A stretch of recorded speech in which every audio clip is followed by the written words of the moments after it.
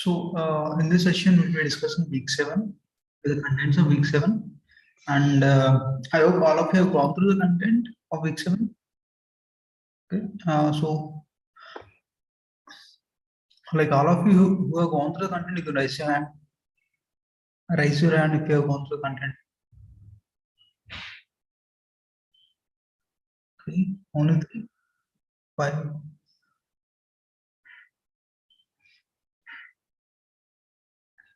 What about others? Haven't you gone through the content of week 7?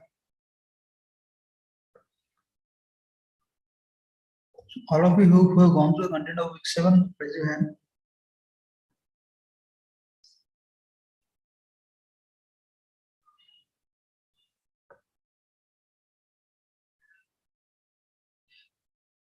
Okay.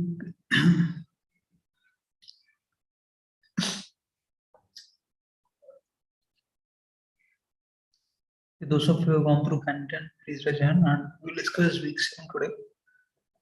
So the activity questions and the practice questions. Before that, we look at the concepts too. And if you have any doubts there, we can discuss.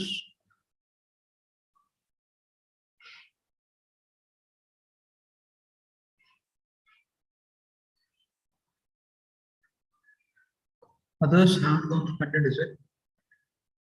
Or you just don't know how to use, like, comfortable with the interface. Okay, anyway, let's move on. Yeah, you can lower your hands. Those of you who raise your hands, right? You can just lower your hands. Okay, thanks. Look at the content. Before that, do you have like any specific queries in week 7 that you want me to address? Any specific queries as such? Hello. Do you have any specific queries in week 7?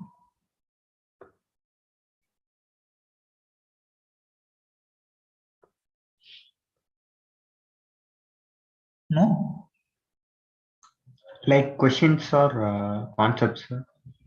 Yeah, I mean the concepts. The questions anyway we look at it. The concepts.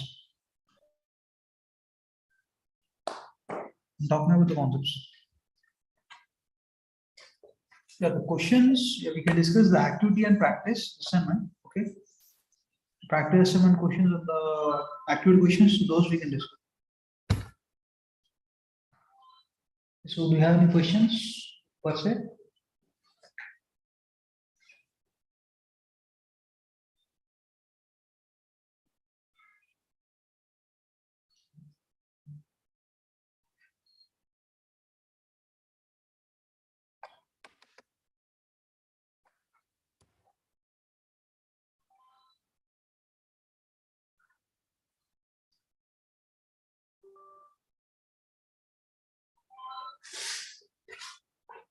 No questions, is it?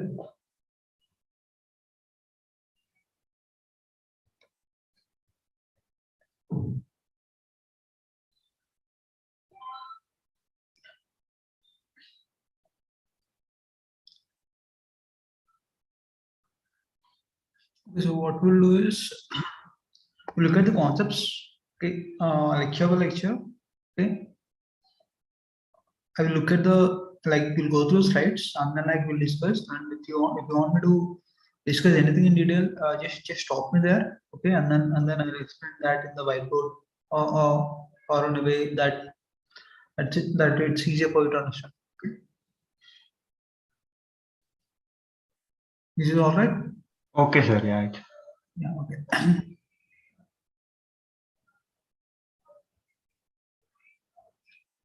Okay. So before that, let me share my screen.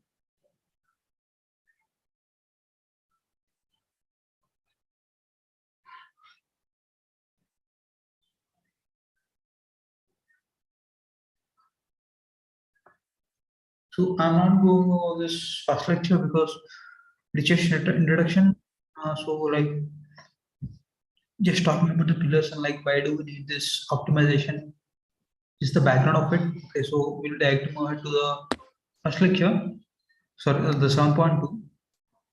Okay, here what we just talked about is that let's say, like, so we know that we need optimization, right? So the optimization here, as I sort out about, there will be two ways, right? One, either we want to maximize something or we want to minimize something, right? So those are two classifiers or the optimization problems, I would say. Okay, and he talked about the problem of this cow. Okay, the the cow should be the cow. It could move only in this circular, and there is constraint of this fence. So we are asked about like how close can it move to the grass. So that's a query, right? So yeah, for that we looked at this the initial point where the cow is at.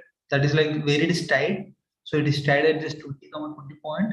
So circular dot.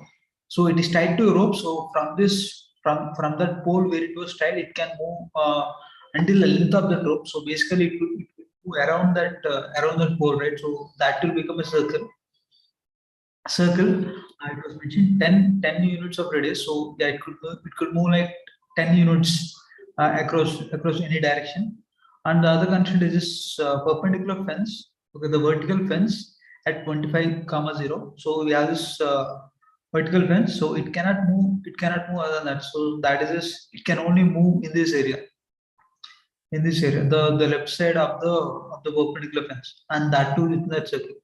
And we need to find the closest, like the closest point to which it can be to this grass, right? So that's a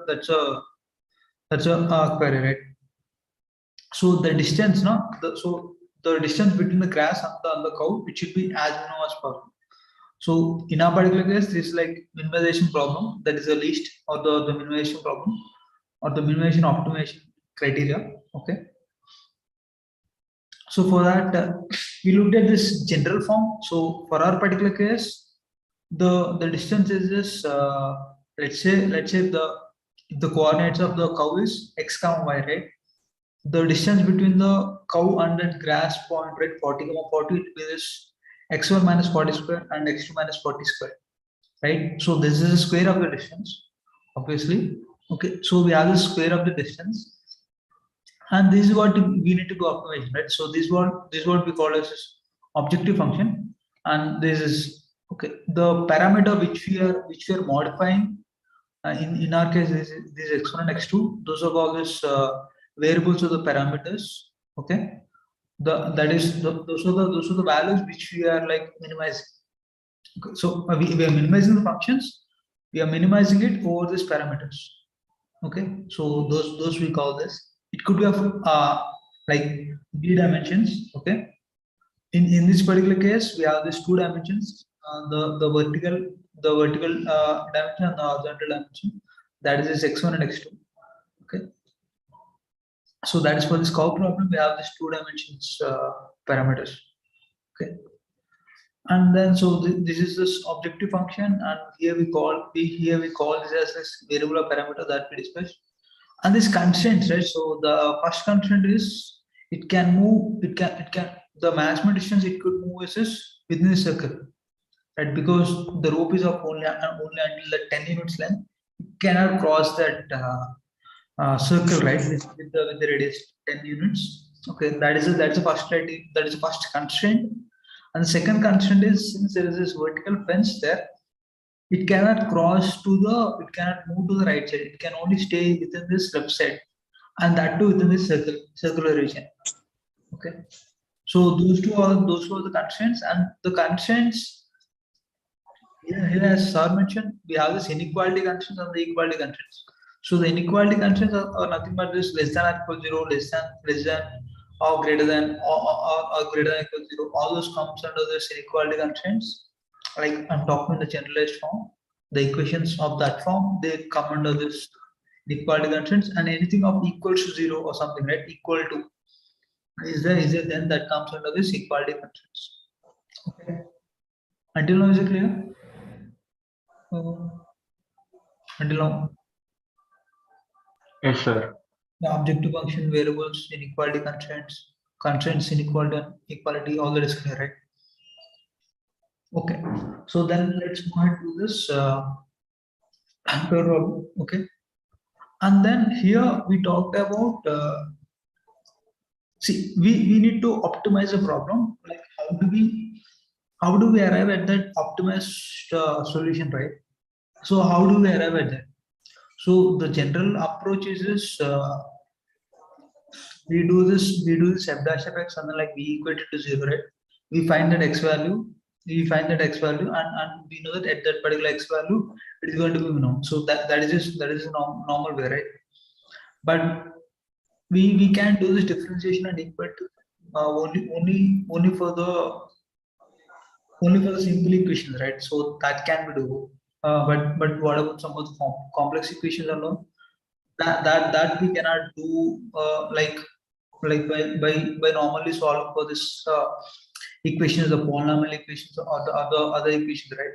We cannot be solving that. So for that, what we do is, so we do this iterative process, right? So initially we assume that the solution is some point that it occurs at some point x naught, and then like we compute the value there, and based on its f dash of x, we will think of like whether to move the whether to increase the x naught value or whether to decrease the x naught value, right? So that d is its direction, like whether that is positive or negative. Okay. Okay, so the direction, it should be good. The good direction is when we mean by good direction is, obviously what is it, our objective is to minimize the f of x, right? So we should move in such a direction such that the f of x will be reduced, right? So if we are moving in such a direction, then that is called a good direction. Okay. So and that good direction, it will not be same no matter what the point is. It's not going to be like that. It's going to vary based on the x. The direction is going to vary based on x. Okay. So that is just, whether the city is less than 0 or greater than 0. It depends on the value of this xt and the f dash of x there. Okay. So that sir has explained using this parabola x minus pi whole square. We need to find the minimum value for this. From the basics of mathematics, we know that the minimum value occurs at 5. But let's suppose that we want to calculate that using the iterative process, and then we initially assume that we have this 8 value, okay? And then what we observed is for yeah. Okay. So for this for x greater than 5, it's f dash of x. We should be having this d should be less than 0, right? So this the d which we should be choosing is this minus f dash of x. Okay, and this minus f dash of x, it holds true even for x less than 5 because the sign of f dash of x changes. So for f dash of x for 8, f dash of x for 8 is greater than 0. Okay, and in total minus f dash of x, it will be less than 0. Okay, and f dash of x for less than 5 value, it will be less than 0, and minus f dash of x, it will be greater than 0. So by having this minus f dash of x, we'll be moving it to the to this optimized solution, or the minimum value 5 in this particular scenario. Okay. So like in short, no matter what the value of x is, the way to compute this is d will be equals to, when we equate this d to minus f dash of x, we will be arriving at this optimized solution. That is like we'll be moving in the direction of this good direction. Okay, so the good direction will be equals to this minus f dash of x. Okay, and that is it. Okay, so after that, what we have looked at is, yeah, we are moving at this. We are moving at the good direction, correct? But what about we will keep on moving and like we will never arrive at a solution? That could happen, right? So that was a scenario which Professor has explained it here. Initially we assumed the point to be this 10, okay, and then by using this xt plus 1 equals xt plus t, we arrived at this. We arrived at 0, and then like by using the same iterative process, again we came back to 10. So what this means is, If you keep on doing it, it oscillates between this 10 and 0. We'll never get, we will never even come close to this 5, right? So based on that, so that is like what Professor implies is, yeah, until now what we are moving it is correct, okay, but we are not arriving at the correct solution. The direction is correct, but the amount or the parameter until which we should move, right, that also should matter, because that decides the solution that will arrive. Okay, how fast we will arrive, unlike whether we will arrive or not at the solution, that also is depends on like how far we are moving in the good direction. So that is a amount. Okay, not just the direction, but the amount also matters. Okay, that is explained through this problem. Okay, so until now, any doubts?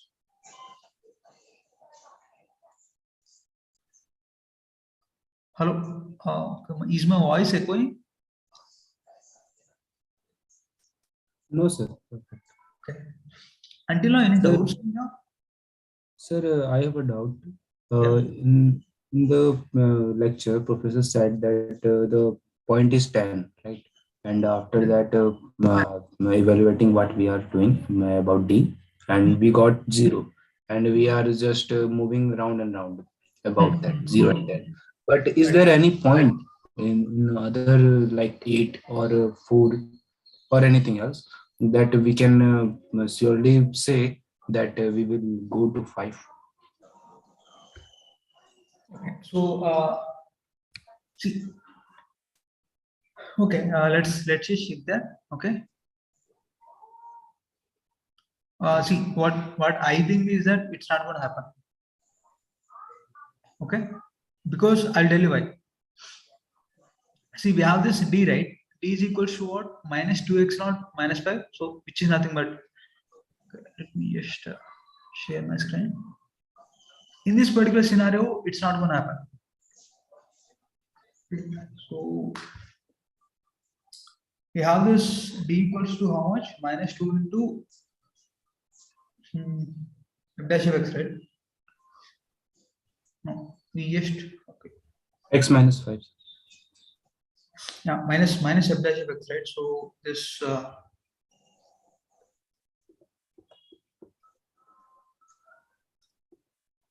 and that is equals to minus 2 into x naught minus 5 or 5 minus x, 5 minus x naught.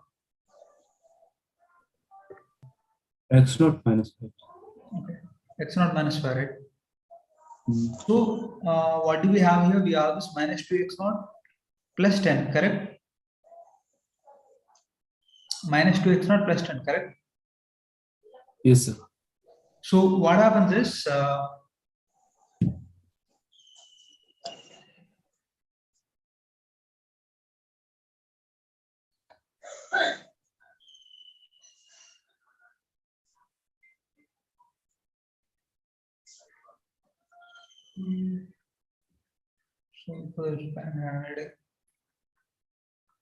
we have this, let's say this, we have this x naught, right? Okay, and we move from here. Let's say that I'm at this point, so we'll move 2x naught plus 10 plus 10 in this direction, right?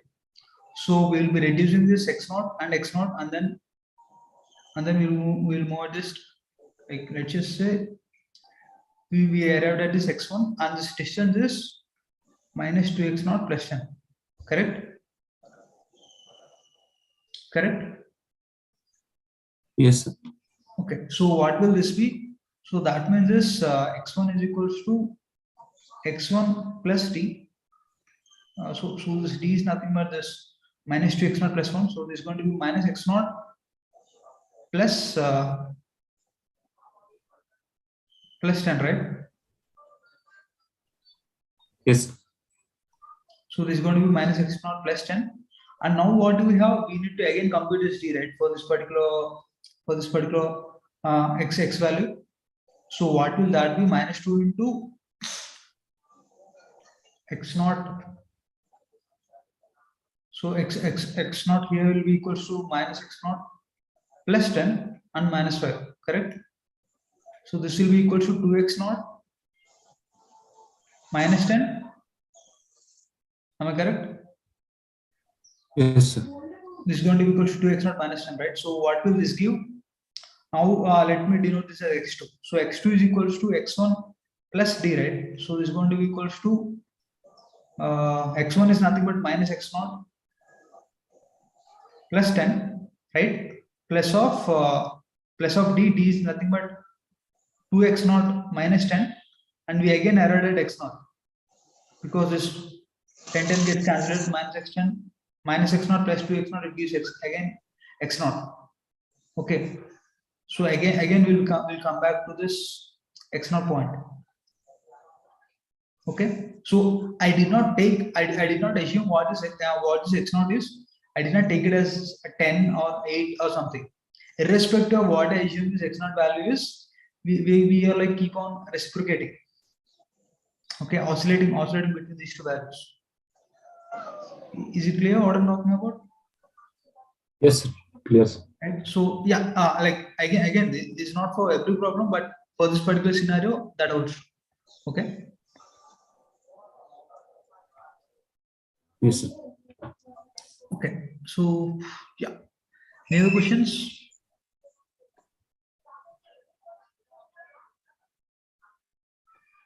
Any other questions until now? Until 7.3?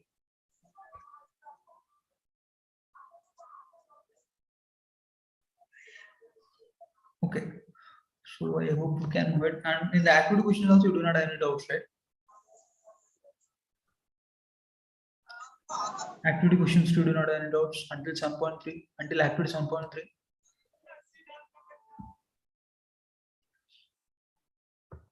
Right? Until now, you do not have any problems, right? No, sir. Okay. Yeah. Please do respond. Like just to let me know, like I can move ahead. Okay. So now we'll discuss this 7.4. Now, since we know that we cannot directly have this xt plus 1 as xt plus t, we need to implement that size, right? So the extent or the distance to which we can move, right, from that point xt or x naught, right? That also matters. Since we know that we introduce this eta t, which is this step size.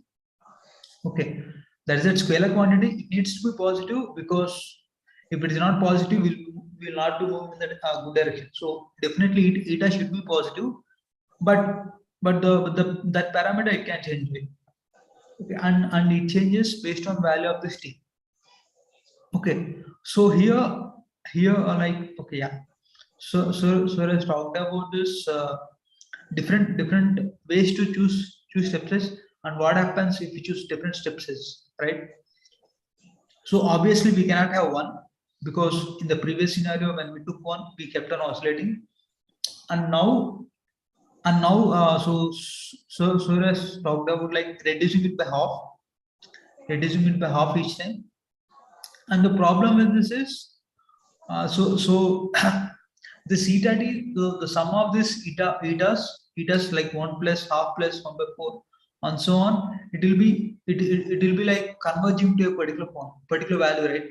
So what this basically says is we will be moving ahead, but the problem is, okay, let me just talk about.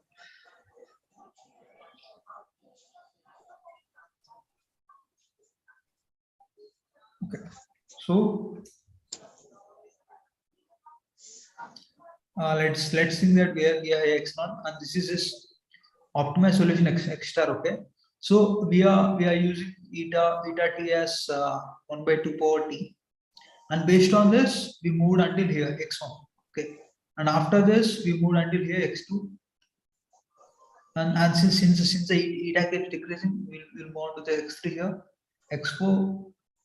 Okay, and then x5 is like very close to this, and then we have this x6, and so on, right? Even though we keep on moving, there's a limit. So the thing is, let's say that this is a maximum distance it can move. Even when we go up to infinite iterations, that is we go to x 1000 or like x 10,000. Okay, you go to there, even though we'll keep on moving in this right direction, we won't even come close to this. We won't come close to this optimized solution extra. Okay, so that's the problem with assuming eta t as 1 by 2 power t. So that's why it is not the optimized solution. Okay, and then moving ahead. So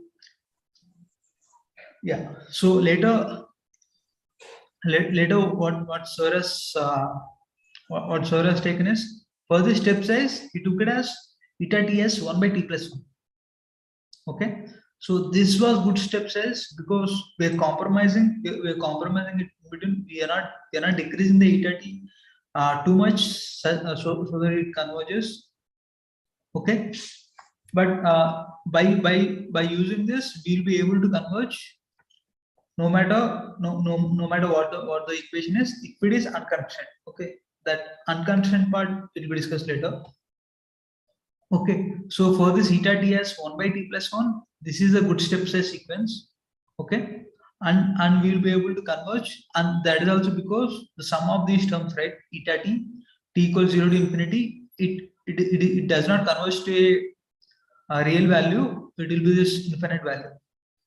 Okay, but for the case of 1 by 2 t 2 power t, it will be converging to this value of 2, because this is infinite series a by 1 minus r, infinite geometric series a by 1 minus r, which gives this value of 2.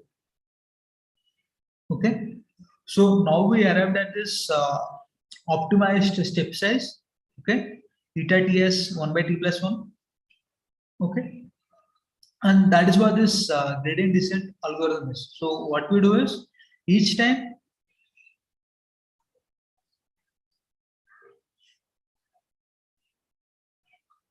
see, d is not just the direction, d is the direction, d is that the delta value, right, the value in which we are moving ahead. So we equated this xt plus 1 equals to xt plus d, right, xt plus d, right. So the d is that value, the value like which you are moving to this to the optimized, like closer to this optimized value extra. Okay, even though we talked about the two direction bad direction, the d does not correspond to the direction itself, it corresponds to the value also. Okay, yeah. So now yeah, we arrived at this form, right, eta t as 1 by t plus 1. Now by just substituting this, xt plus 1 equals to xt minus eta t f dash of x, and in this eta t we can have this 1 by t plus 1, which gives this gradient descent algorithm. So this is famous machine learning algorithm. Okay, and this gradient descent, the reason why the name was mentioned as gradient descent is discussed later. Okay, that will come across. And until now, any doubts? Start what for?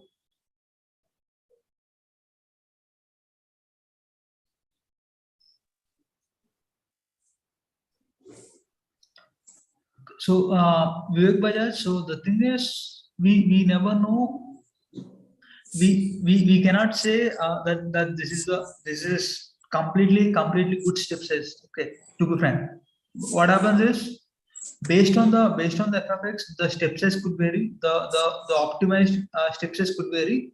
But what happens is, generally when we have these different algorithms, they take this step size, right, they fix the step size, and further step size they calculate for this optimized value. Okay, and how far, how quickly, and like how accurate are we close to that actual optimized value, that determines the whether that particular algorithm is it's good or not. Okay, so let's say you could come up with it, you could come up with a different steps as, okay, different steps other than this 1 by t plus 1, it could be something like 1 by t square plus 1 or something like that. Okay, or like 1 by 2t plus 1 also. Why not just 1 by t plus 1? Why not like 1 by 2t plus 1? Okay, you could do that.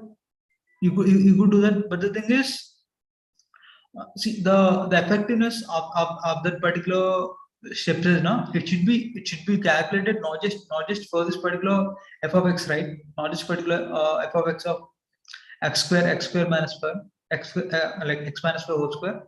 We should be looking at the other case also. Okay, and the thing is the step size which we propose like 1 by 2t plus 1, that's like close to this like that is very similar to this gradient descent algorithm, right? Okay.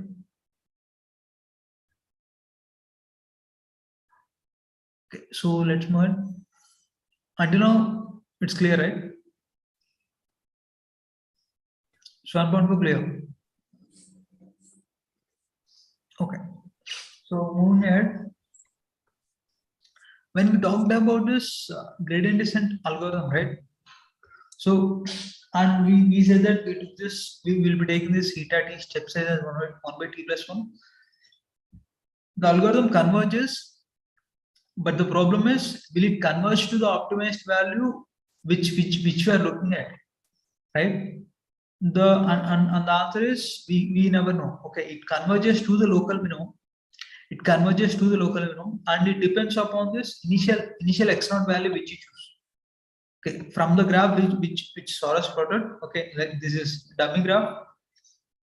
Okay, so here we have this global minimum, that is this, for this extra will be arriving at this global minimum. Okay, and at the remaining points of this blue colored dots, we have the local minima. Local minima that was explained by Sarabin. That is this within the close range, it should be at that particular value. It should be minimum within this close range of this around this point, around this blue dot points. That should be the minimum value. Okay, then that is called as local minima. The global minima is the value of x for which it is minimum no matter what value of x you choose. It need not be within the closed range. It could be the across the entire range of the function. Okay, sorry, the entire domain of the function. Okay. Until now, is it clear? Until now, what we are talking about is clear. Okay. So moving ahead, so for this gradient descent algorithm, what it happens is it converges to the local minimum, no, not the global minimum. So let's say you took the value of xs, okay, value of initial x0 here, it converges to this to this particular local minimum point. It won't converge to the global minimum. Okay, but if you choose the x0 value in between this range, like within this range of this global minimum, then it will converge to this global minimum itself. Okay, that is why gradient descent algorithm, we cannot always say that it gives the global minimum, but we can always say that it leads to the local minimum. Okay, whether that local minimum is global minimum or not, that we can never say. Okay, and the like it depends on this x0 value which you choose initially. So let's say we do this x0 value here. The gradient descent algorithm, it converges to this particular point. Like if you took it somewhere around here, then it converges to here. Okay. Similarly for the points also. Okay. Is it clear? The local minimum point. Why does satellite x hat not go towards extra achievement target?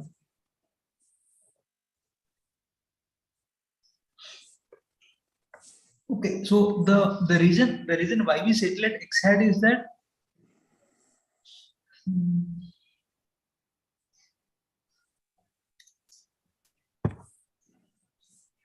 we have this xt plus 1 equals to xt plus d, right?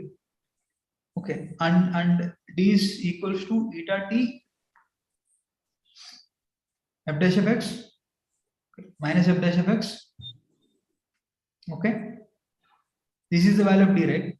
And at this local minima, at the local minima, when we arrive at the local minima, the f dash of x is equal to 0, right? So what happens is the xt plus 1 will be equals to xt. Okay, so no matter no matter how many iterations we do, we will still be stuck at this local minimum points. So that is, let's say we have this something like this. Okay, we have we errored at this point. Initially we were here. Let's say this is x0. After some, let's say 10 iterations, we errored at this local minimum. Okay, now we arrived at this extent, right? So for this f dash of x10, it is equal to 0. Since f dash of x10 is 0, x11 will also be equals to x10 and x12 is also equals to x11.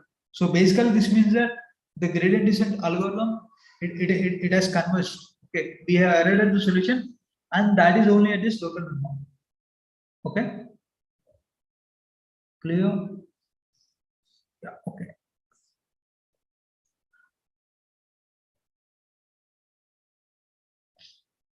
And that is why I told that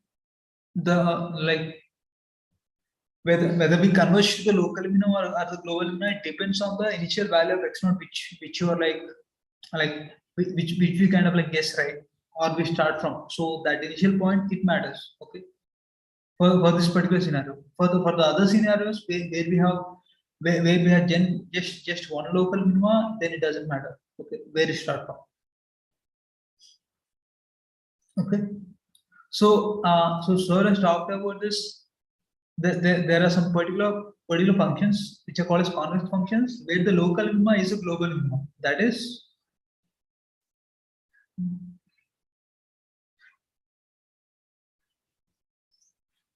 let's say we have this some function like this. We have something like this. Okay. Irrespective of what the value of x is, we arrive at the same minima, right? So that is a minimum value of f of x. It is the same. Okay. So the solution will be the same. Okay. We'll still be arriving at the optimal solution. Okay. So those are called as this convex function. And so yeah, the later we move on to this Taylor series and the specialty of this f dash of x.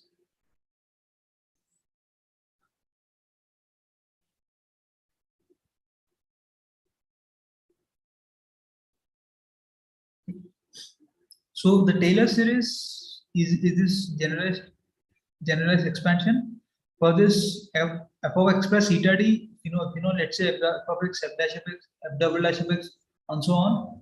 And you want to find f of x plus eta d. Okay, this eta d is nothing but this.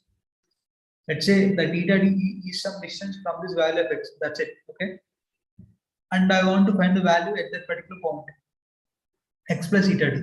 The way you do this f of x plus eta d into f dash of x, eta d is square by 2 f double dash of x, and so on. Okay, and this f of x, f dash of x, f double dash of x, these are the evaluations at that particular point of x which we know. Okay, and this eta d is a distance from this point of x where we want to find the value of f of x. That is f of x plus eta d. Okay, so what is local information is global information.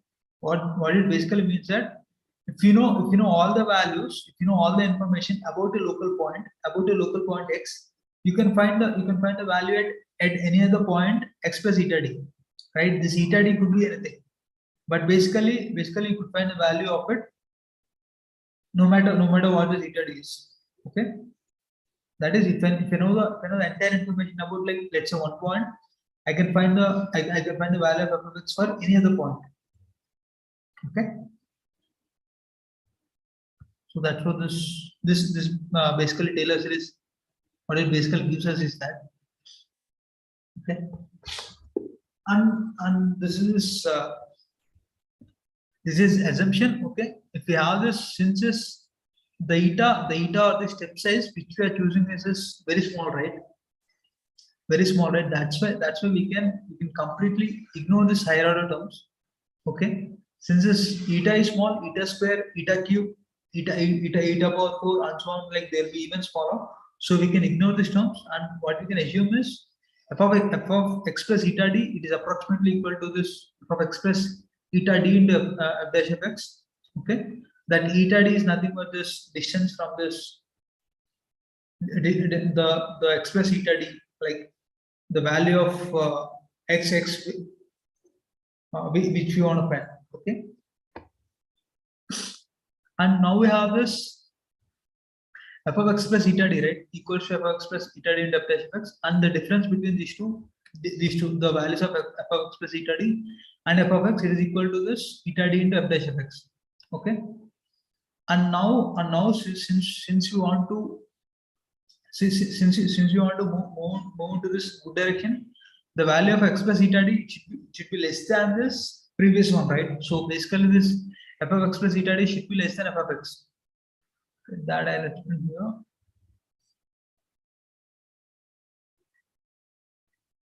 So we have this parabola, right? We have this parabola, and then let's say this is x, okay, and this is x plus eta d, okay, and this f of x plus eta d, it should be less than f of x, okay. Then only we can say that we are moving in the good direction. And let's say this is x and this is x plus eta d. Even here also we f of x plus eta d minus f of x should be less than 0. Then only we can say that we are moving the proper direction. And let's say this is x plus eta d, okay, and if this f of x plus eta d minus f of x, if it is greater than 0, then we are not moving in the good direction, we are moving in the bad direction. Okay, that is the reason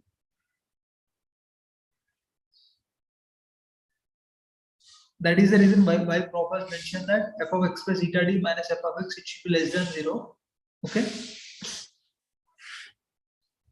so basically since this eta d f dash of x, it should be less than 0, and this eta we know that since that is step size, it should be positive, right? Which basically means that d to f dash of x should be less than 0. So no matter what this f dash of x is, d should be always less than 0. Okay, so what that basically means, d should be this scalar, like negative scalar multiplication of this f dash of x, right? Correct. So let's say we have this. Let's say we have xy is less than 0. Okay. So basically, what does this mean? So if y is equals to, so if x equals to minus y, then this minus x into y, which will be equals to minus y into y, minus y square will always be less than 0, right? Okay.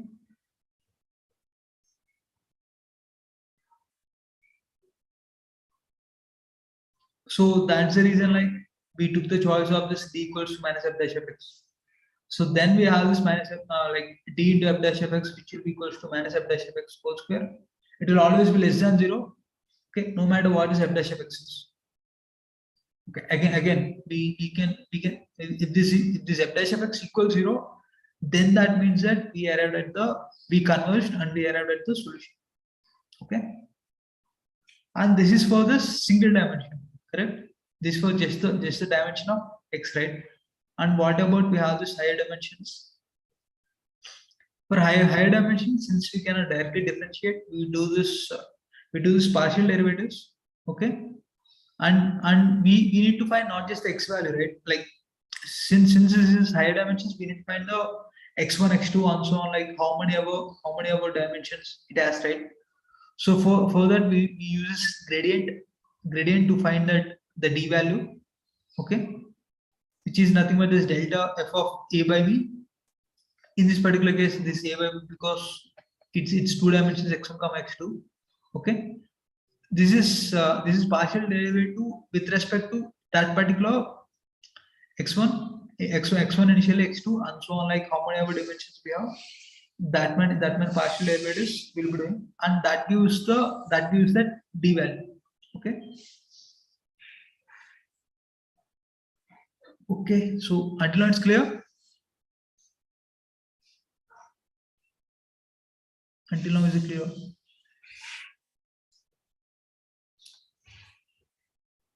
Until now in doubts.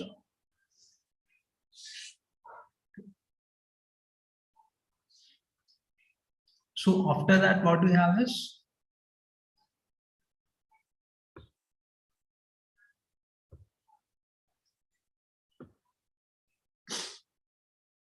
okay. So sir has just done this example, okay, of finding this gradient for a point of x1 comma x2, which is not x1 is 1 and x2 is 3. We just do this partial derivative and substitute. We'll get the values of f dash of x of this gradient as 252. Okay. Okay. So this is again uses that cow example, okay, and computed the gradient.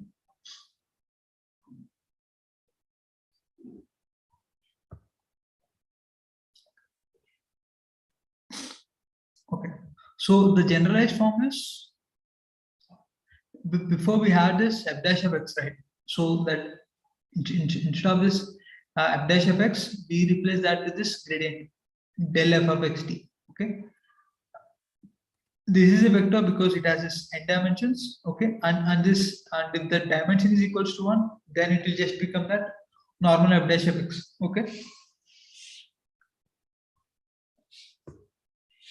Sir, Yeah. sir, in question, if they ask for the iteration value, it will be a vector, right, sir? Right. So if you just ask for this xt plus 1, right, iteration value, then that's going to be the vector. Because see, let's even take this cow example. Now we have this. Let's say we have this 30, 50 is the initial value. Okay. After that, if you need to move to some other point, it cannot be a single value, right? It needs to be x comma y, right? Or x1 comma x2. Yes, sir. Yes, okay. Right. So that's why it needs to be a vector. Okay. But the value of that f of x1 comma x2, that's going to be scalar only. Okay. Sir, can you come? Okay. So see this xt plus 1, it's going to be a vector, which you said is correct. But f of xt plus 1, that's going to be scalar. Okay. That f of xt, it's going to be scalar. Okay, sir. Okay, yeah. Okay, got it. Because since that's a function, that value is going to be the scalar one. Yeah. This sir is mentioned here again. Okay. Okay, sir. Yeah. Okay. So now since okay, here the reason why we are doing this is d transpose into del f of x is, we know that d is a vector, right? And del f of x is also a vector, right? But in total since it needs to be scalar, we do this d transpose into del f of x. So this will change the center dimensions to this 1. Okay, so that it becomes scalar. Okay. Clear why we have this d transpose del f of x? No. Sir, can you please tell it again why it is a scalar? Yeah. So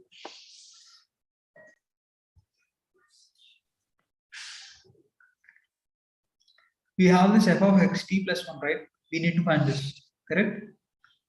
So this is nothing but f of x plus eta d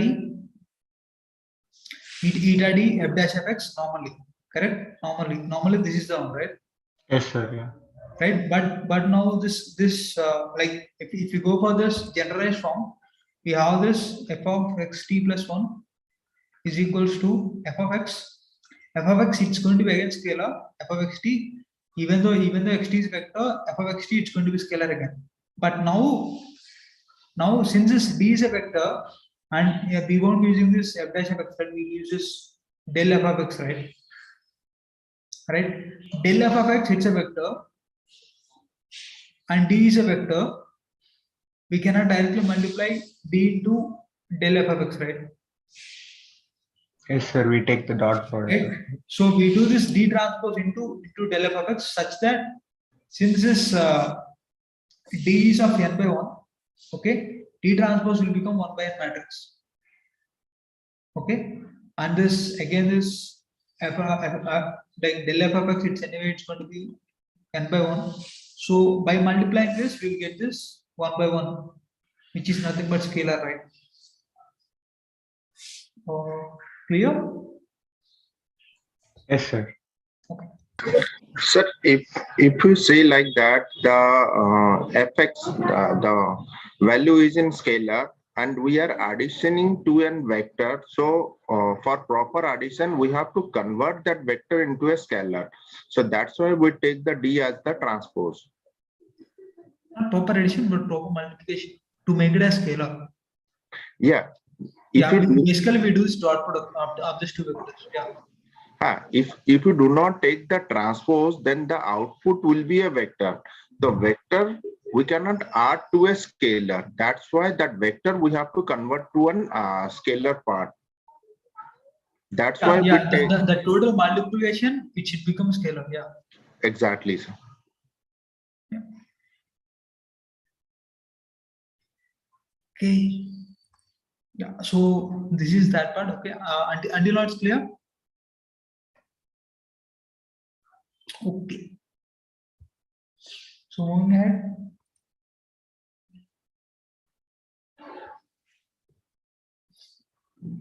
Okay. Here we talked about like whenever we're talking about this solution for this like or this next value which we are going to compute, right? This x plus f of x plus eta d equals to minus f of x eta d transpose into del f of x, right? This is what we are going to do. This is what we are doing like always, correct? Or if we just take this one dimension, we have this xt plus 1 equals to x minus eta into f dash of x, right? Correct. So that value, it need not, so it's not like only for that particular value will move in good direction, right? For any other values also we can still move in the good directions, right? Especially for this higher vectors, higher dimension values. Okay, so that is explained here. We have this del f of x vector. Okay, so let's assume this w as this w vector as this w1 w2. Okay, so what needs to be done is d transpose into w. This w uses del f of x. Okay, d transpose into w, it should be less than 0, correct? So that is our required. Okay, so that means a dot product of these two vectors, okay, it should be equals to 0. Sorry, it should be less than 0. Okay, but let's since we know del f of x, that is w vector, we can know the vector, we can know the perpendicular vector to the particular vector, right? Okay, so let me just show you this on the whiteboard. So we have this del f of x. Okay, this is a vector. Okay, this is a vector. Let this be w. Okay, w. Okay, and let that be represented by some angle. Okay, I'll just use the same way which Sir has used. Okay, this is w vector. Okay, and I need to get this d vector such that d transpose into w, it should be less than 0, right? If it is less than 0, then that means that we are moving in the correct direction, correct? That is good direction. That is good direction. That is, we'll be arriving at this. We will move towards our optimized solution or the minimum value. Okay. For it to be less than 0, okay, let's consider case of like equals to 0. Okay, for two vectors to be equal to 0, that is for two vectors dot product to be equal to 0, they should be perpendicular, right? So let's say that we have this. This is a perpendicular vector. Okay, any vector in this direction or in this direction, it will be perpendicular to this. So let this be denoted as something like u. Okay, u dot w, it is equal to 0. Okay, since this show perpendicular. Okay, and let's say I took some other vector. Okay, this is one vector, this one vector, and we have this different infinite other possibilities. That is, the vector could be in this direction, this direction, this direction, this direction. Okay, this, this, this, this, and so on. Correct.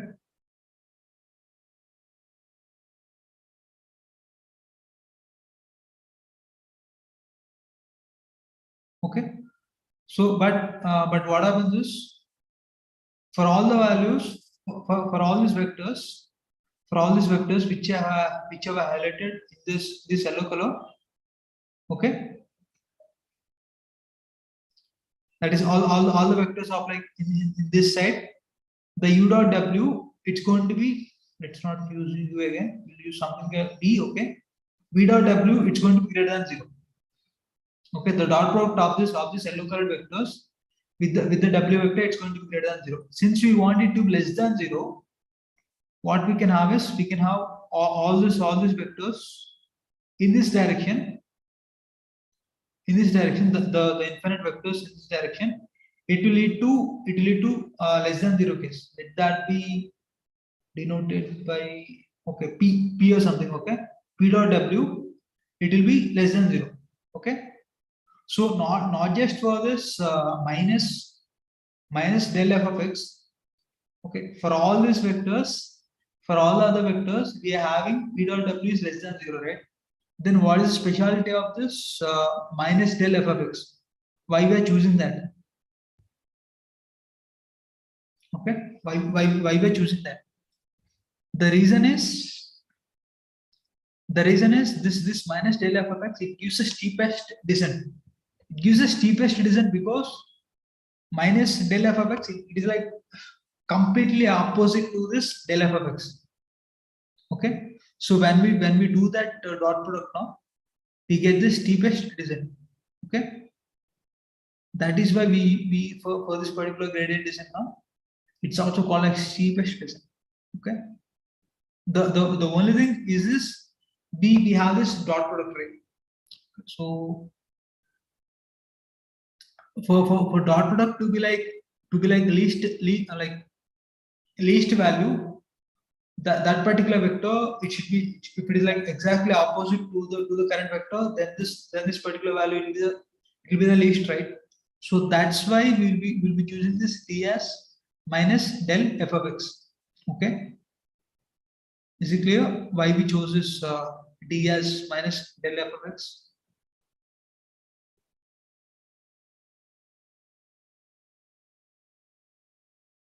Okay, yeah, I hope that's clear. And those are the lectures of week 7. Okay, and if you have any other questions until now, you can ask. Sir, I have doubt in slide 7.4. Okay, Can you open that, please?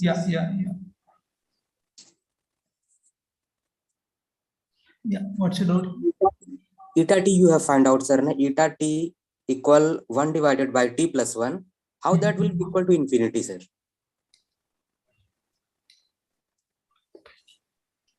We have this series will be, How that will be equal to infinity? 1 okay, plus 1 by 2 plus 1 by 3.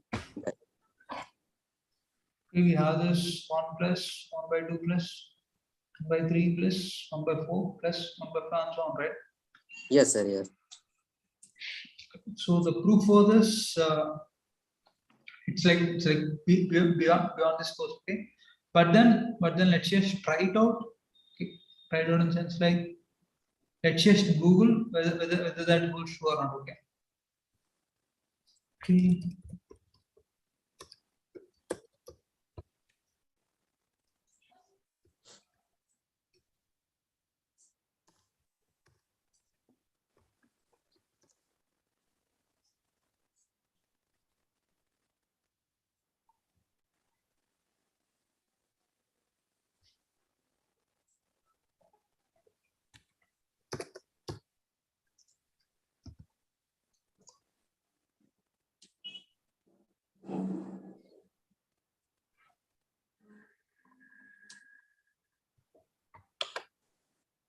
and we should be having this for this particular case of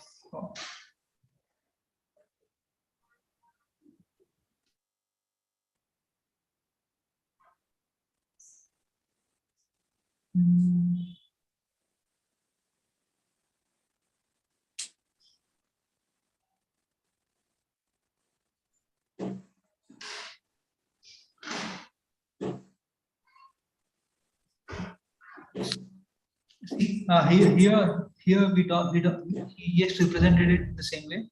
Okay, n equals to 1 to infinity 1 by n, which is same as our 1 by t plus 1. Okay, here both the n terms goes to infinity. He just said that second series converges, that is 1 by n square converges, but the first series diverges. Okay, so basically this series of 1 by n series, it diverges, which basically means that it will not converge to a to a particular value. Okay, so basically it diverges to this infinite value. Okay, How, sir? How, sir? I can't understand, sir. How 1 divided by n? I think, sir, 1 divided by n, this will converge at 0, no? If you take the value, first value 1, 1 by 2, 1 by 3, that will converge, but the how part, right? We do not have this mathematical tools as of now. Okay, to show the proof for that. Okay, okay, sir. all right, yeah, Okay, sir. okay, so that's it out. That's it out. Why it diverges? Okay, sir, yes. Okay. Yeah, and then yeah, if I find out like the reason of or the proof for why it diverges, and just post it in the Discord. Okay. Yeah. Okay. So anything else?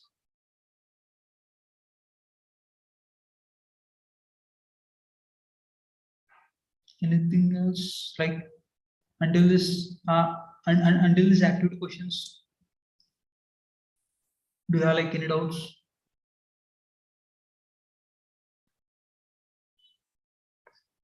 So I have one question regarding this global minima. Huh?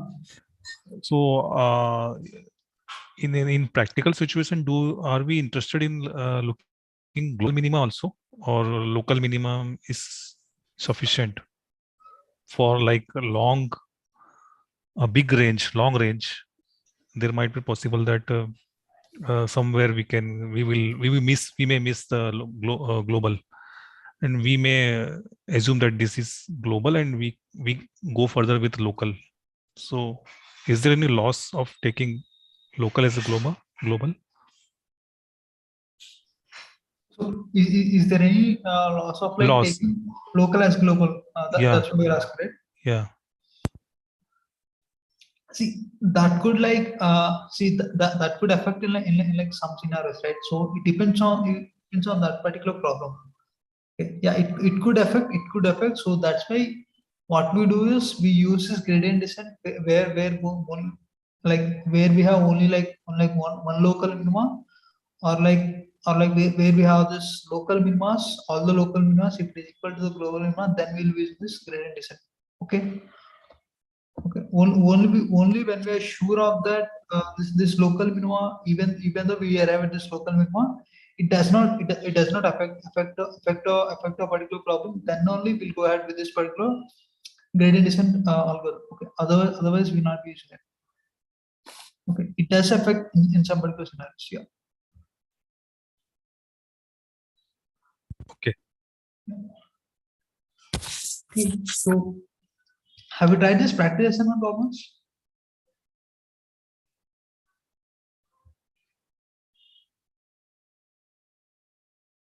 Have you tried practice assignment? Yeah. What we'll do is we'll take 5 minutes break, and after that we'll look at the practice assignment problems. Okay. Is that okay? Yes, sir. Yeah. Okay. Good. Thanks.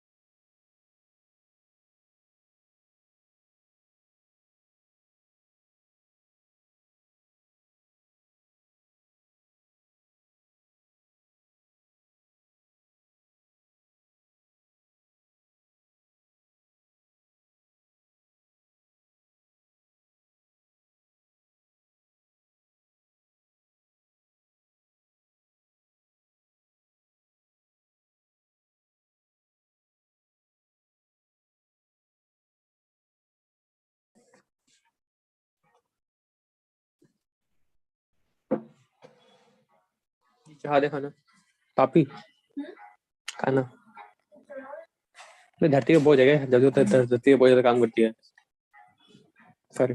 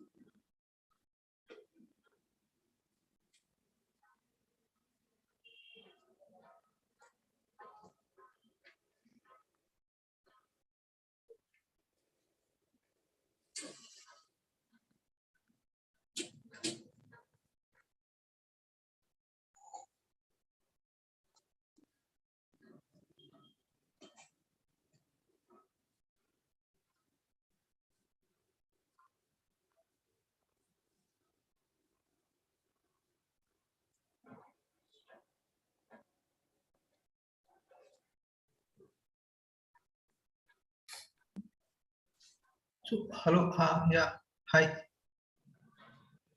everyone. So, shall we resume? Yes, sir.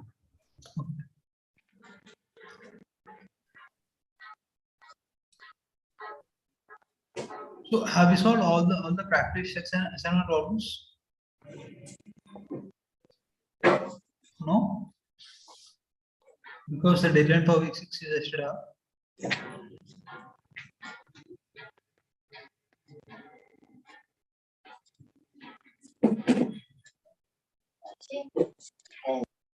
Yeah, how many of you have tried this practice assignment problems? You can raise your hands. If you tried practice assignment problems.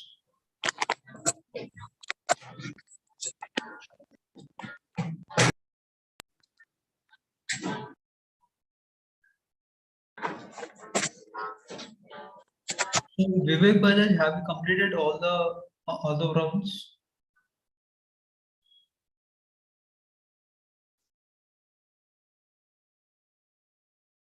Okay, okay, nice. So, and you were able to get the solutions for all, right?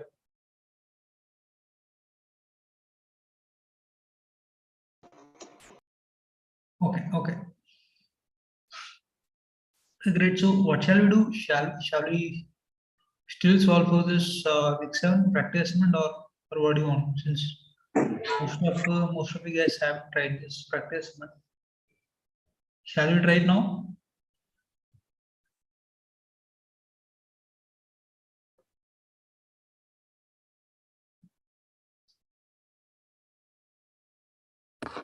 Yeah. Okay. You're able to see screen, right?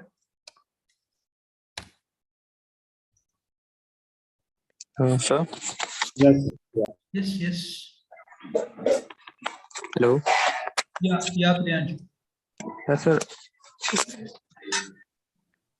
Sir, I had a doubt on the gradient descent one. So can I have? Grade assignment 7. No, sir. In gradient descent topic, I had a doubt. Okay. Okay. Yeah. So like when I saw the lecture, initially sir was telling that gradient descent is found to find the minimum value. And then at the later part, sir said that it is used to find where x is equal to 0. So like how is it different? Should it is used to find the minimum or the exact value of the equation, or to find where it is 0? See, we will be finding this minimum value, not where f of x equals 0. Yeah, we could do that, but the thing is, for a particular scenario, the gradient descent it finds this minimum value, not f of x equals 0. Okay. But sir, is it always compulsory that the minimum value would be equal to the answer that we want for our equation? Minimum value will be equal to the answer which you want. For a question, like any question that we want. The thing is we do not know what the minimum value is. Okay, we do not know what the minimum value is. What we need to do is we need to iterate over x values. Okay, such that we'll arrive at a value of x such that f of x will be minimum there. Okay, and the around the x values, that is like by moving higher to the value of x or by lowering the value of x, we will not be arriving at minimum value. Okay, that is it increases in both sides. That's how we know that at that particular value of x star that the minimum value occurs. Okay, we do not know priorly the minimum value of f of x, right? If you know that, then the problem is solved, right? Okay, Like we do not know minimum value, and definitely we do not know that it is equal to 0. Okay, it could be less than 0 or greater than 0. At the end, it will be satisfied that the equation's answer that we want is equal to the gradient minimum value. I did not get you. What? That we find the minimum value, right, in gradient descent. Yeah. So it is also correct that we would be getting the correct answer for the equation also, and it will be equal to the minimum value. For this gradient descent, we cannot be guaranteed that we will find in this global minima, but the local minima, yes. But the local minima, yes, we'll be able to get. So that there might be a chance that there is another answer other than the local minimum that might also suit the same equation.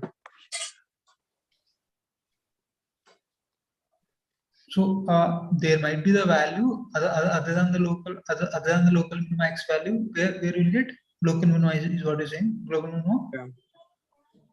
No, see, what we do is it depends on the equations. Obviously, it depends on the equation. Okay, let's say we have only one minimum value. Okay, we have only one minimum value, so we will be able to find this minimum value through this gradient descent. Okay. Yeah. Okay. And since we know that there is only one specific x value where we have the minimum value. Okay, there won't be other x value where we have the minimum. But we are choosing local minima, right? We're choosing local minima as a gradient descent at some point of time. Right. Then That's what I was was explaining. Of that equation, that might also be an answer that we have not chosen. Yeah, can you repeat? Yeah. If we hello? Yeah, yes, sir. Yeah, can you repeat what you just said? I was saying like we are choosing a local minima as a gradient descent, and then we have put it in our equation to find the answer. But the actual global minima that we haven't chosen, that might also be the correct solution for the answer. We have chosen local minima only as a global minima. Yes. That could also be correct. As you told, right? Depends on the value of x which you're choosing. So like then the equation won't be having multiple answers for the same equation, multiple values of x. Yeah, that could happen. Okay, but let's say I gave you the equation, I gave you the initial x0 value also. Okay, I gave you the equation and I gave you the initial x0 value also. So for that particular value, the local minima or the global minima, whichever it is, okay, that'll be only one specific value. Yeah. Let me just explain that. Okay, so we have this. Let's say this is a graph. Okay, this is a graph. Okay, something like this. So this is like increasing completely, and then like this, something like this. Okay. Let's say I gave you the whenever we are trying to find this local minima, right?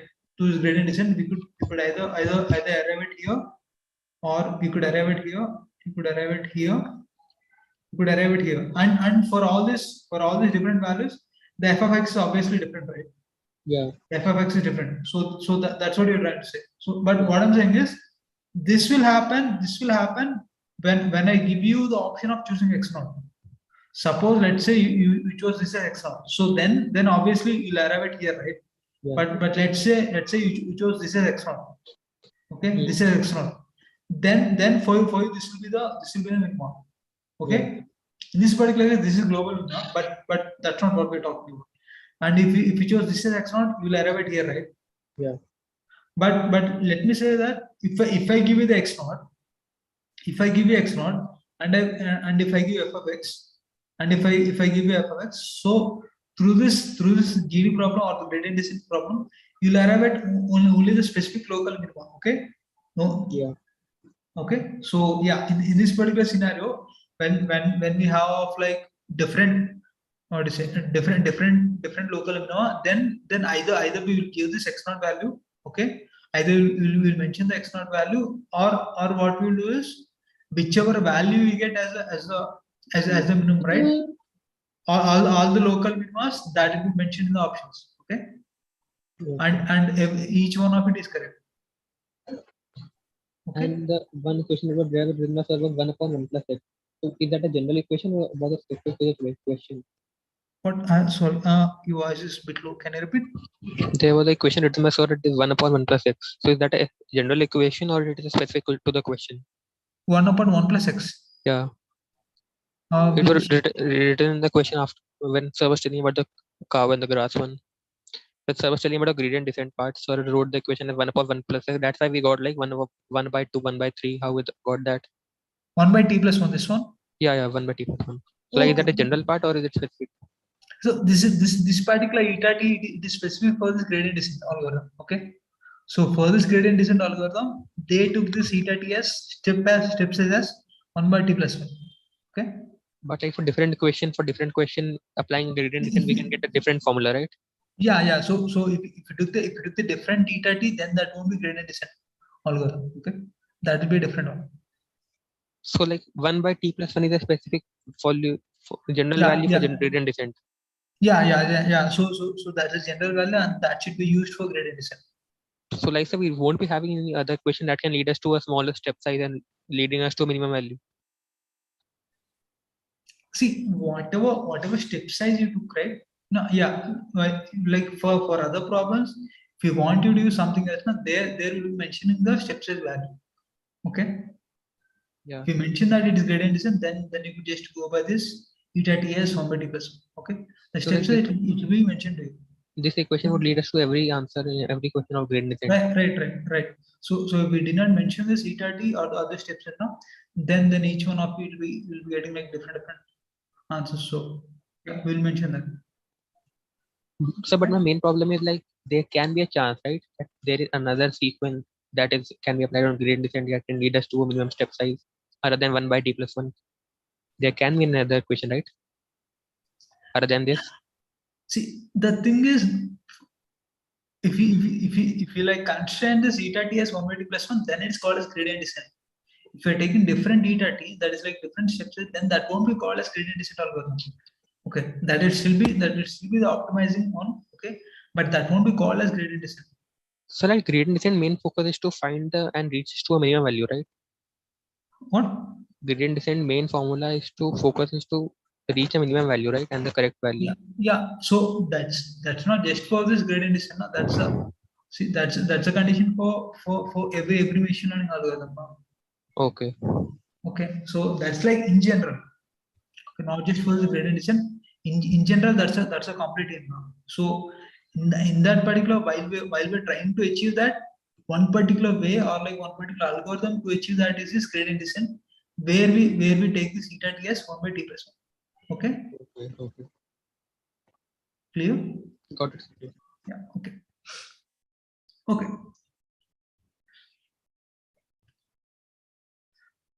Okay. So we'll try to solve this problem number 1. Okay. Two Gaussian numbers have a sum of 60. What is the maximum product of one number times square of the other number? So what this means is,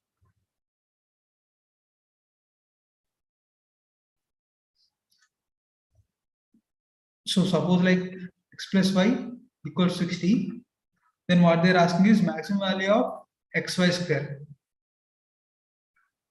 Yeah, this is max of this xy square. Okay. Can you do this? Can you try this?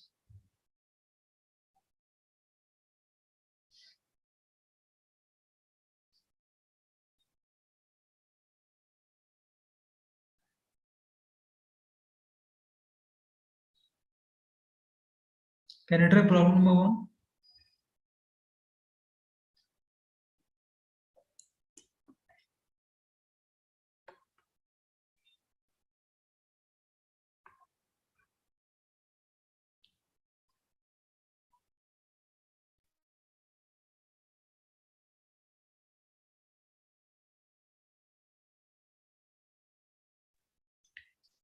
That should be simple, straightforward, I guess.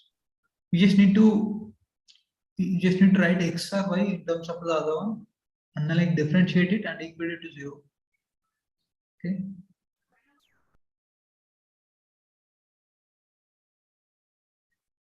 Yes, 32,000 coming. Everyone is getting the same.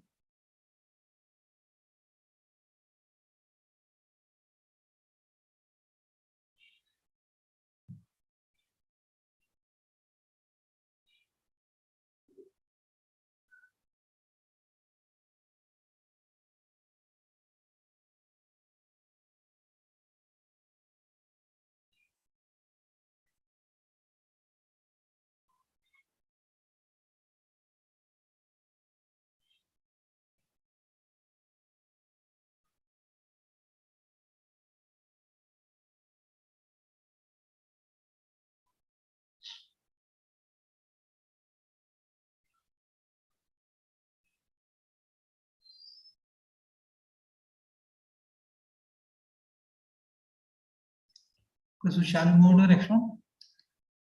The second problem is kind of simple, I guess. So I have there is a similar question in the graded assignment for finding out the minimum, sir. Okay. Which Similar one? to the first one.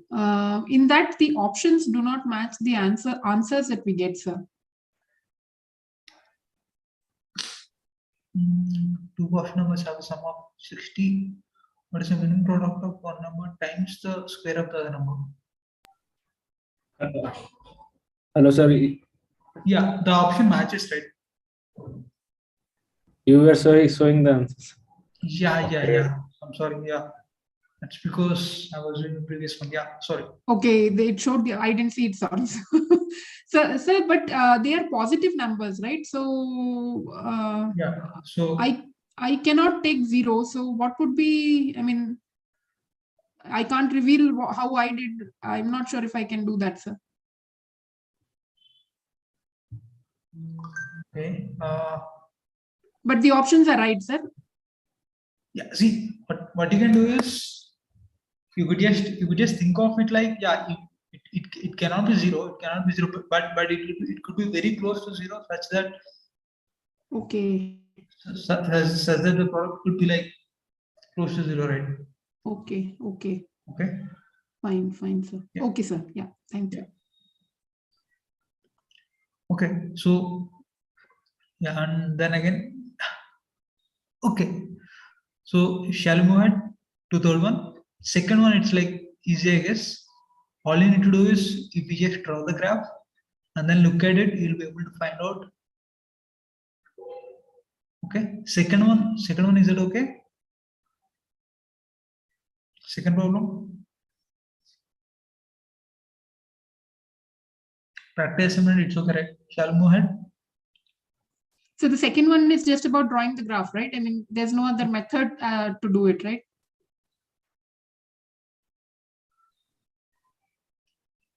Yeah, actually, yeah.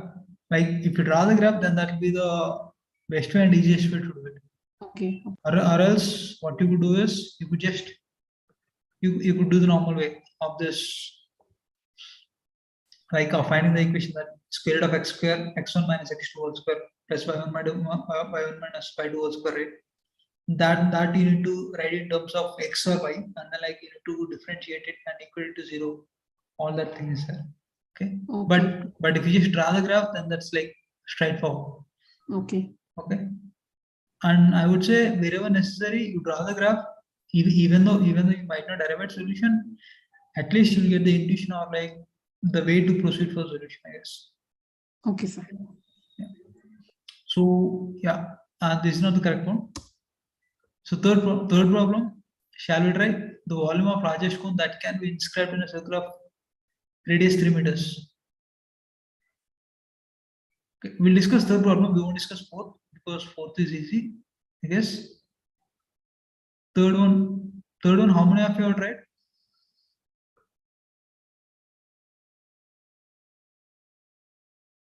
Third one. Third problem, if you want to try the problem, I'll give you a few minutes. Like take 5 minutes or like 7 minutes to solve this problem, and then we look at solution. Okay.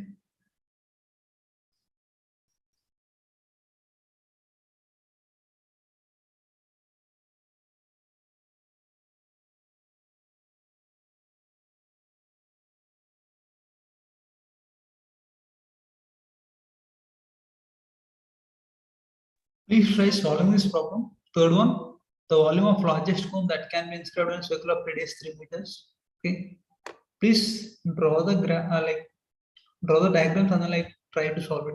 That will be easier.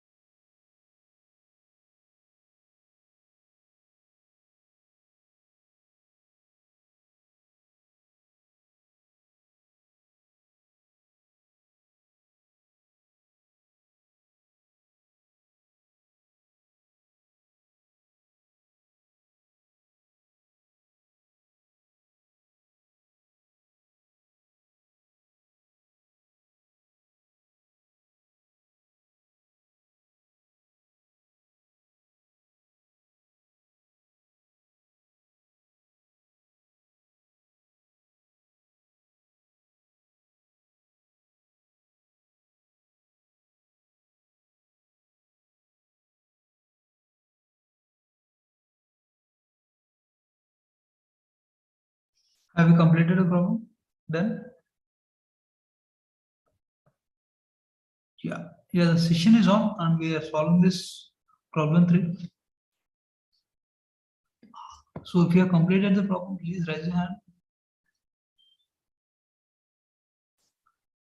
Problem number 3, if you're done with it, please raise your hand.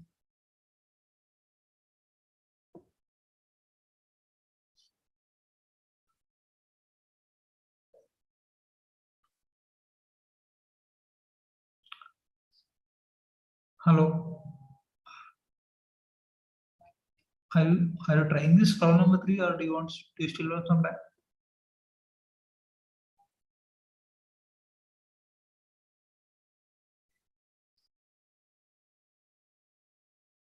Okay, first thing, am I audible? Yeah, sir. Yeah. Okay. Have you completed the problem? Or do you still want some more time?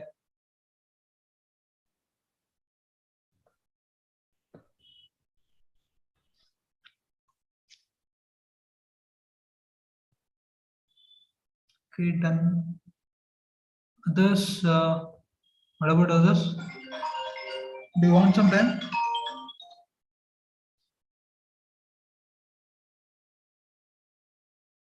Okay. Please take it 2 more minutes and after that we'll discuss it.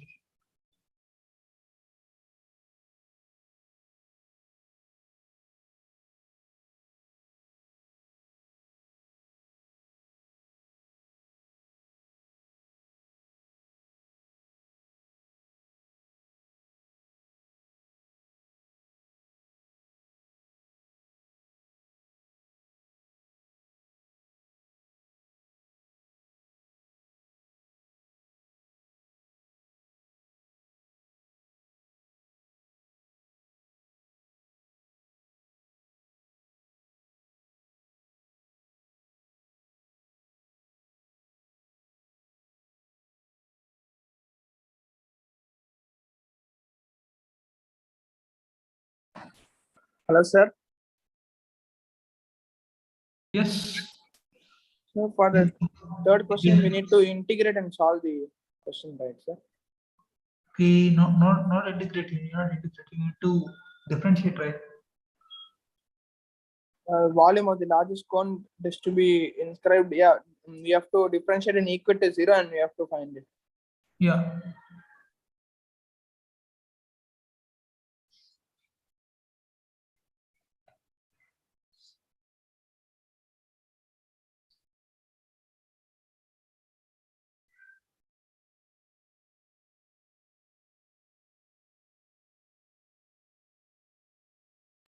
So could you please solve and show it, this one? Yeah, I'll do that. So I think this third problem is the toughest one, kind of. Okay, so I'll solve. We'll look at solution first.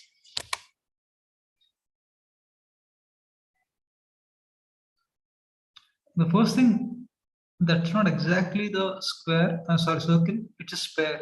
Okay, it's a sphere. The volume of the largest cone that can be inscribed in a sphere. Okay, so let this be a circle. Okay, and then we have cone here.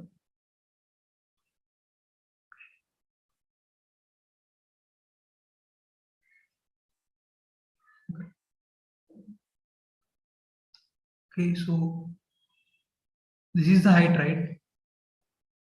And this is the radius of the cone. Okay, and then let's assume that the center of the sphere is somewhere around here. Okay, which means that this particular length is 3. Okay, this length is also 3, correct? And this particular length is also 3, right? Am I correct? This is 3. Let me show. This particular length is h. Okay, and this length is 3. So what this basically means is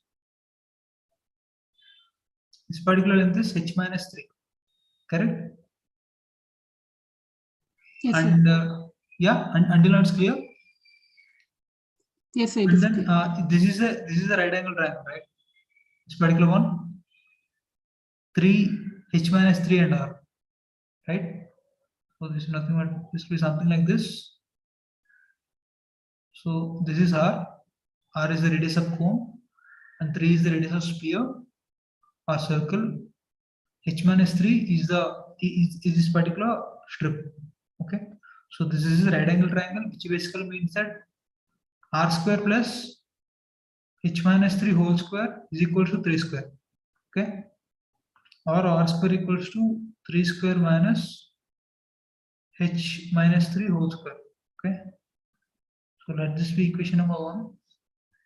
And what is the volume of cone? It is pi r square h by 3. Correct? Yes, sir. So this basically means that this is equals to pi into r square is just 3 square into h minus whole square. This will just modify. This is nothing but 9 minus of h square minus 6h plus 9 should be equals to 6h minus h square. Okay. So pi into 6h minus h square into h divided by 3. Right. This is the volume of cone, right? Okay. Now what shall we do? We'll do this. We have this volume of cone equals to pi into 6h minus h square into h divided by 3. Okay. To find the maximum possible volume, we need to divide this dv by h, right? Like differentiate dv with respect to h now.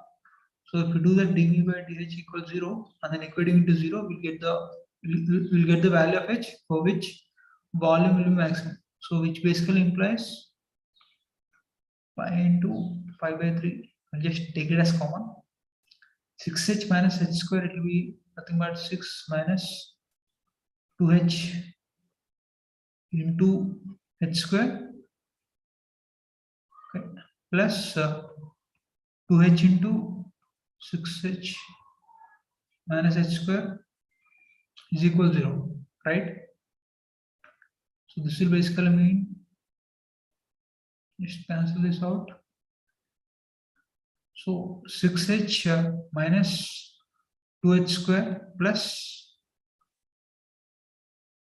6 to 12h minus 2h square is equal to 0.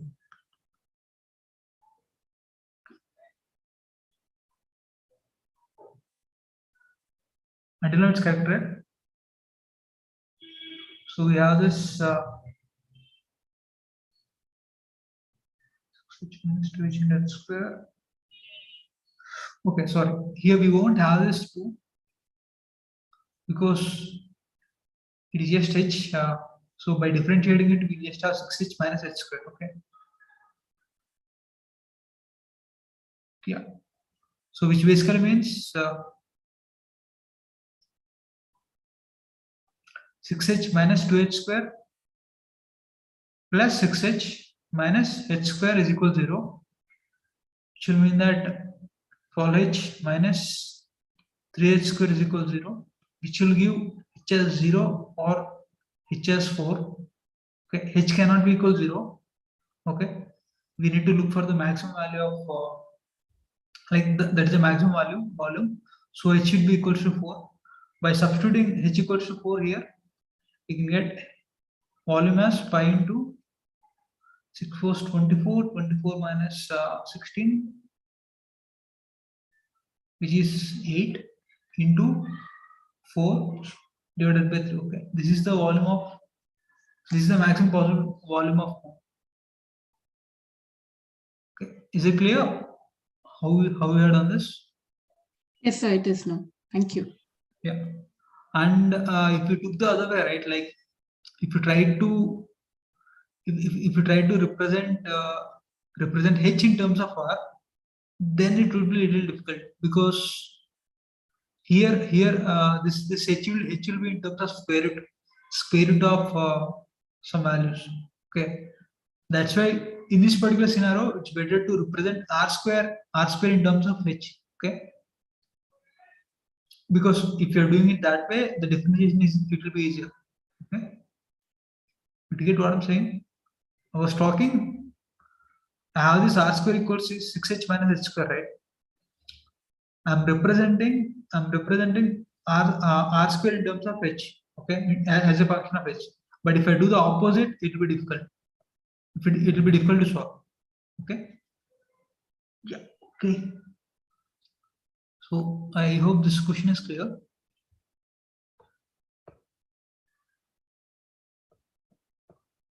Okay. So this should be okay. The area of largest rectangle that can be inscribed in a circle of radius 4. It should be okay, I guess, right? Right. Obviously, it will be the square. That is one thing, and the diameter. And the diameter will be equals to the diagonal of that square, right? So I'll just quickly show the solution for that. Sir, when will we have that classification type of problems?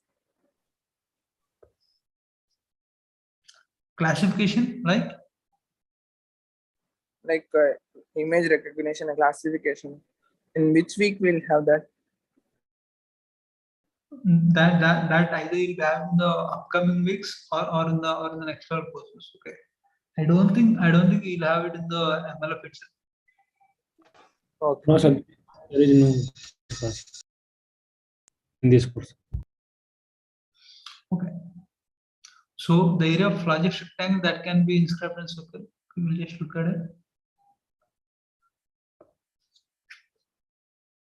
So this is circle, right?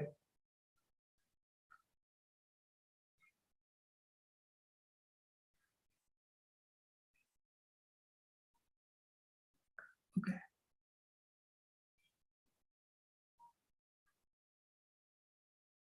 So this should be the center of circle and center for this rectangle too.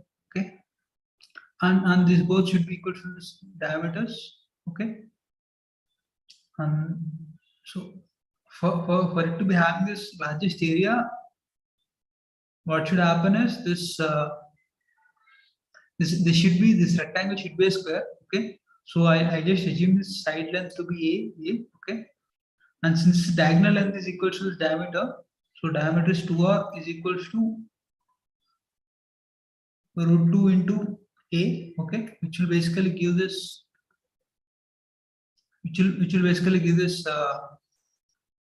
a square as 4r square divided by 2, which is nothing but 2r square. Okay, so if we have this radius of 4, the maximum area of rectangle will be equals to 2 into 16, which is equals to 32. Okay, clear?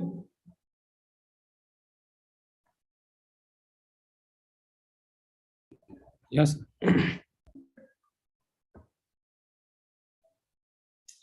Okay, so this question number 5 to 8, these are like simple equations. Okay, that should be doable. Okay, and the remainings are like just straightforward. Okay, so that could be doable. Okay. Just try that out, and if you have any questions, you can just let me know. Okay. Sir, can you start question number 6? Question number 6, this one. Yes, sir.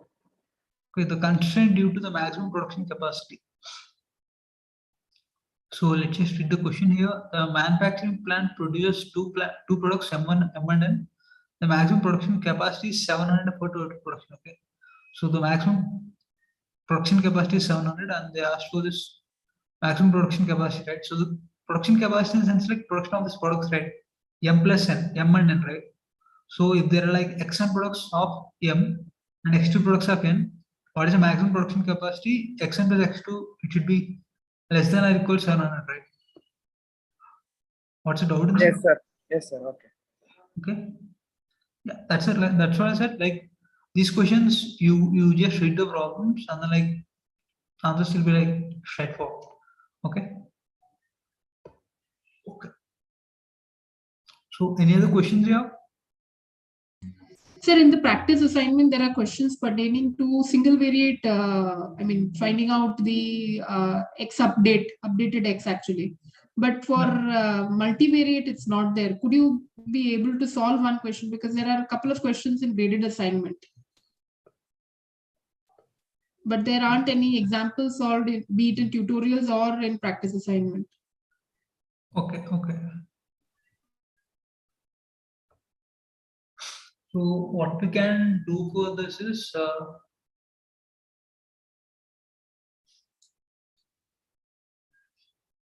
so I won't solve for this entire solution, okay? But I just give for example, okay? Give an example. Is that okay? Okay, sir. Okay. So let's just take for this example of rectangle, okay? So we have this we have the problem, right?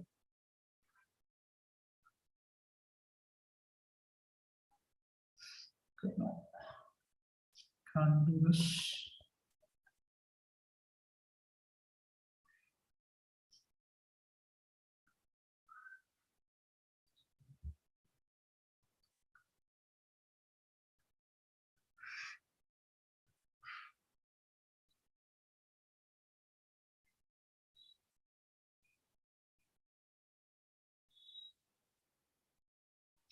So let me just look at this grade assignment and we'll pull out some examples. Okay, I can't show this. Okay. Can I do one thing? Can you share a screen and then like show me some examples of grade assignment? You want me to show the example of graded assignment? Yeah. Yeah, just a minute. Only host can share screens. What?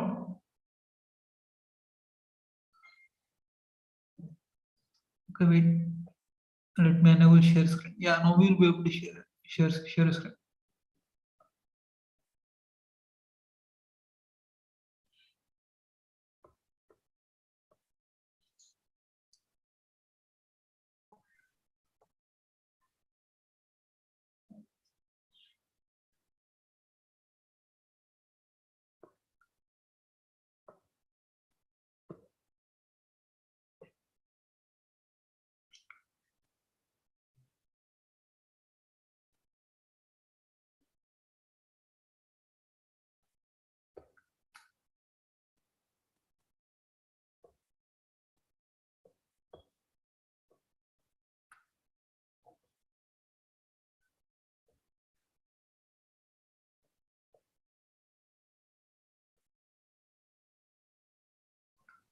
So are you able to see my screen? Yes, yeah.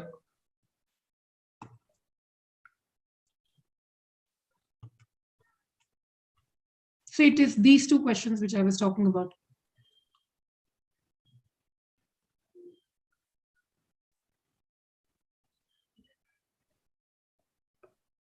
Okay. I can stop here.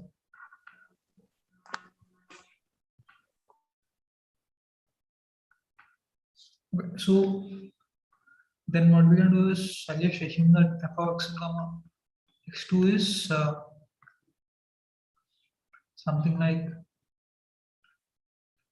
x1 square plus x1 x2 plus x2 square. Okay, this is not the example that was there in the grade estimate, right? This is not the example, right? No, sir, it is not. Okay. So let me assume the initial point is 1, 1. Okay. Now, what the first thing is, I need to find is the next points of this. These are x0 comma. It's just called as x1 naught and then x2 naught. Okay. These are the initial points, and then I want to find x2 naught and then x21 and then x22. Okay, I need to find these points, right? So for that I need to find this gradient of this f of x1 comma x2, correct? So what will that be? It will be this differentiating with respect to x1 now. So it will be 2x1 plus x2, and differentiating with respect to x2 we get x1 plus 2x2, correct? I'm assuming initial point is 1, 1, right? So by substituting that, what do I get? I get gradient as f of x1 comma x2 is equals to 3, 3, correct? Yes, sir. Right. So now what do you have? I have this xt plus 1 is equals to xt minus eta into del f of x, right? Correct? Yes, sir. And let me assume this eta as Sir, 1. sir, it is eta d, right? xt plus 1, it's going to be just this. No, it's going to be xt plus 1 minus eta into del f of x. That's it, right? Okay, sir. So that the d transpose, that is for f of x. Okay, that is for f of x. Yeah, I got confused. Okay. So this is going to be xt. We just have this. Xt is nothing but 1, 1. Xt is 1, 1 minus. Let me assume this eta as half or something. Okay. And then this will be equal to 3, 3. Okay. Now what will this be equals to? This will be 1, 1 half 3, which is nothing but minus 0.5 and then minus 0.5. Okay. This is Okay, xt sir. plus 1.